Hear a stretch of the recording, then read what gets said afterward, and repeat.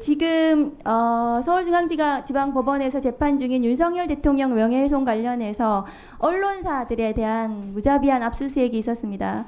정당한 검증 보도에 대해서 검찰이 그것을 수사로 한다면 그것은 언론 자유의 침해라고 저는 생각합니다. 그런데 지금 법원에서 너무나 많은 언론사와 언론사 기자에 대해서 영장이 발부가 되고 있다는 점에 대해서 국민적 우려가 높습니다. 일단 언론기관에 대한 압수수색은 언론의 자유를 위축시킬 수 있기 때문에 최대한 신중해야 된다는 그 기조의 말씀은 공감합니다.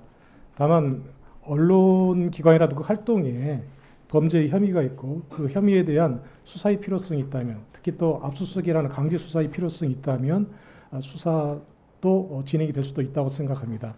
바이든 날리면 사건이 터졌을 때 그때 MBC 기자하고 제가 저녁을 먹기로 돼 있었습니다. 그래서 아침에 의원님 오늘 식사 일정 맞죠? 맞습니다. 문자 한번 딱 주고받았어요. 그런데 그 바이든 날리면 사건이 터졌고 그 보도한 기사를 이제 수사를 하기 시작했습니다. 저하고 문자 주고받은 게 한 번 있었죠. 검찰에서 압수수색 영장 통신조회 이걸 신청을 했어요. 통신영장. 영장이 날라왔어요. 보니까 제가 완전 주범이고 영장 보면 제가 징역 한 10년을 받아야 돼요. 통신조회 다 했어요. 아무것도 없이 그냥 끝났죠. 그런데 판사가 그 영장을 내준 거예요. 검사가 청구한 압수수색 영장에 보면 제가 완전히 뒤에서 다 배후조종했고 다 한 거예요. 그래서 제가 그때 느꼈던 것이 검사가 그러는 것도 이해가 안 가지만 법원의 영장 판사가 그걸 읽어보고 영장을 발부하는 것 자체가 저는 좀 이해가 안 갔어요, 개인적으로. 미디어 오늘.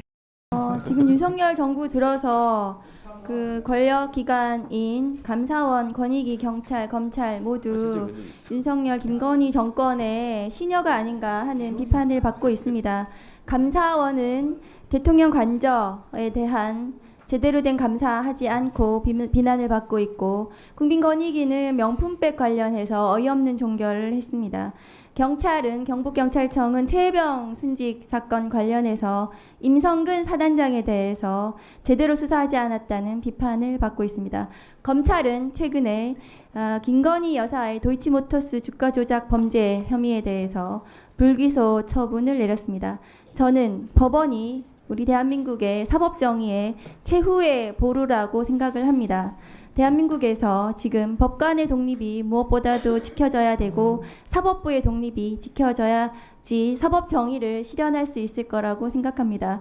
그에 나아가서 법원에서 언론의 자유를 반드시 지켜주시기를 부탁 말씀을 드립니다.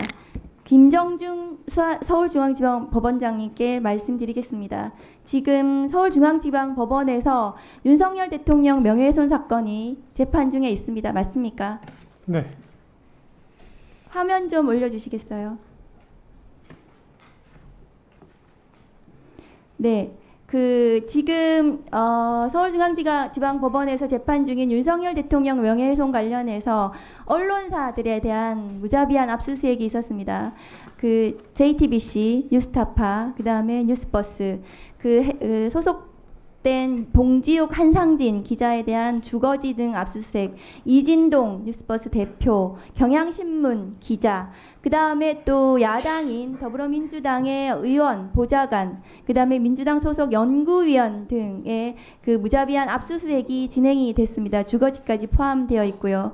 그런데 원장님, 대선 중에는 이 대선 후보에 대한 검증 기사가 많이 쏟아지는 게 맞지 않습니까?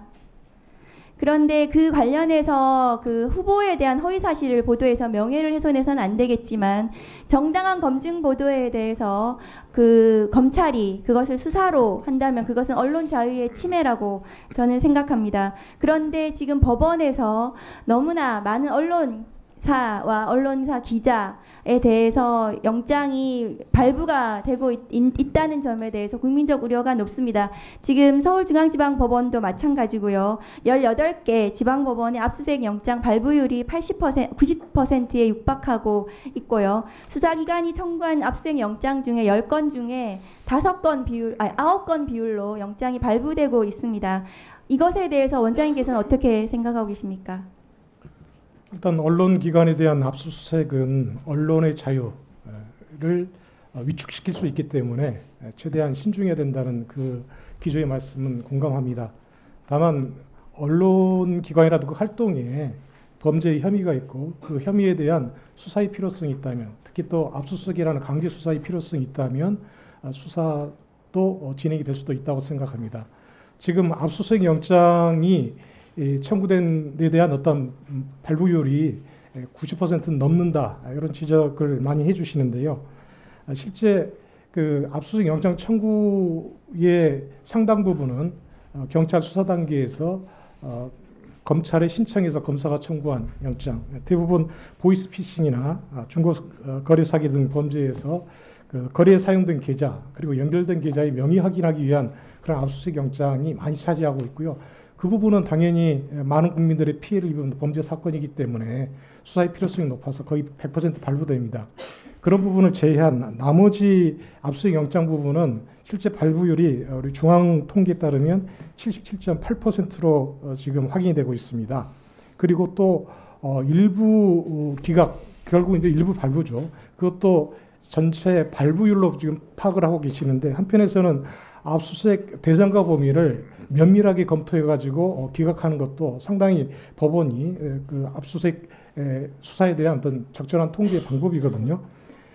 그 내용을 좀 살펴보면 검찰이 직수한 사건에서 신청한 압수수색 영장 같은 경우는 42.6%나 일부 기각을 하고 있습니다. 그래서 법원은 나름대로 압수수색 영장 재판에서 법원의 역할을 다하고자 지금 최선을 다하고 있다고 저는 느낍니다. 네, 그런데 지금 원장님께서 말씀은 그렇게 해주셨는데 우리 판사님들께서 어떻게 생각하시는지 지금 좀 제가 보여드리겠습니다. 다음 거 보여주시겠어요? 그 다음 게 있나요? 됐습니다. 지금 제가 그 구두로 말씀을 드릴게요. 한국 형사법 학회 강제수사 절차에서의 기본권 보장 방안에 관한 연구 보고서에서 지금 법원 행정처 연구 용역을 주신 것 같습니다. 그래서 지난 3, 4월에 법관과 변호사 등을 상대로 이제 설문조사를 했고요. 근데 법관 117명 중에 지금 이 65%가 압수수색 영장이 사전신문제 도입에 찬성을 하고 계십니다.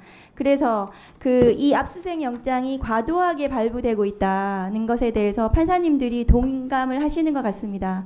그리고 사전에 좀 신문을 해서 이것을 제대로 판단을 해서 압수영장에 대한 규제가 법원 차원에서 이루어지면 좋겠다고 생각하시는 것 같거든요. 그래서 압수수색 영장 사전 신문제에 대해서 이제 제가 대법관 인사청문회 때도 여쭤보고 하면 법률로 지금 국회에서 만들어주기를 바란다, 이렇게 말씀을 하시거든요. 그런데 지금 국회에서 법안을 마련하고 저희가 할 텐데, 그렇지만 그 전에 지금 윤석열 정부 들어서 과도하게 압수수색 영장이 발부되고 있는, 특히 지금 언론사에 대한 압수수색과 관련 기타 등등 여러 가지 정치적인 수사에 있어서 이것이 인권 침해적 요소가 크기 때문에 법원 차원에서 내부적으로 이 압수수색 영장에 대한 문제를 좀 개선을 할 생각은 없으신지, 그 부분에 대해서 좀 묻고 싶습니다. 네, 개의 구체적인 사건에서 압수수색 영장이 과도하게 발부됐는지는 지금 제가 구체적으로 확인은 안 되고요. 지금 전체적인 통계 수치를 보고 그러지 않을까 하는 그런 추측이 지금 나오는 것이고, 그런 통계적 수치에 비춰보면 그런 어떤 비판적인 시각이 충분히 가능하다는 생각합니다. 그래서 기회가 된다면 그 관련 영장 전담 판사님 등을 통해 드리고와 같이 이 통계적인 문제가, 그러니까 발부율이 높다는 이 문제가 과연 법원의 역할 부족에 의한 것인지, 아니면 개개 사건에 대해서 적정하게 영장 재판했는데 결과적으로 나온 수치에 불과한 것인지 한번 검토해보고 논의하는 자리를 갖고자 합니다. 원장님께서는 그러면 지금 발부되고 있는 서울중앙지방법원에 한정해서 말씀드릴게요. 그 영장이 과도하지 않다, 이렇게 생각하시는 거네요? 단정할 수는 없습니다. 통계적 수치에 비춰보면 그러한 시각이 있을 수 있기 때문에 그렇지 않다라고 제가 말씀 못 드리지만, 아까도 말씀드렸듯이 그 검찰 직수 청구 사건, 검찰 직수 사건에서의 압수수색 영장 청구 사건에 있어서는 아까 40몇 % 정도 일부 기각을 하고 있는 것을 보면 수많은 어떤 기록들 가운데에서 영장 심사를 그래도 열심히 최선을 다하고 있지 않나, 그런 점도 있다는 말씀 드린 겁니다. 네, 이상 예, 질의하셨는데 국민의힘 의원님들이 또 저한테 말 많다고 뭐라고 하실지 모르겠는데 관련해서 한 말씀 좀 드리겠습니다. 자, 이거 꼭 필요한 얘기입니다. 한 1, 2분만 하겠습니다. 바이든 날리면 사건이 터졌을 때 그때 MBC 기자하고 제가 저녁을 먹기로 돼 있었습니다. 그래서 아침에 의원님 오늘 식사 일정 맞죠? 맞습니다. 문자 한 번 딱 주고받았어요. 그런데 그 바이든 날리면 사건이 터졌고 그 보도한 기사를 이제 수사를 하기 시작했습니다. 저하고 문자 주고받은 게 한 번 있었죠. 검찰에서 압수수색 영장 통신조회 이걸 신청을 했어요. 통신영장. 그 영장이 날라왔어요. 보니까 제가 완전 주범이고 영장 보면 제가 징역 한 10년을 받아야 돼요. 그 통신조회 다 했어요. 아무것도 없이 그냥 끝났죠. 그런데 판사가 그 영장을 내준 거예요. 검사가 청구한 압수수색 영장에 보면 제가 완전히 뒤에서 다 배후 조종했고 다 한 거예요. 그래서 제가 그때 느꼈던 것이 검사가 그러는 것도 이해가 안 가지만 법원의 영장 판사가 그걸 읽어보고 영장을 발부하는 것 자체가 저는 좀 이해가 안 갔어요, 개인적으로. 그래서 압수수색 영장이 오면 영장 판사가 과연 이걸 읽어보고 영장을 발부할까? 개인적으로 저는 그런 생각이 들었어요.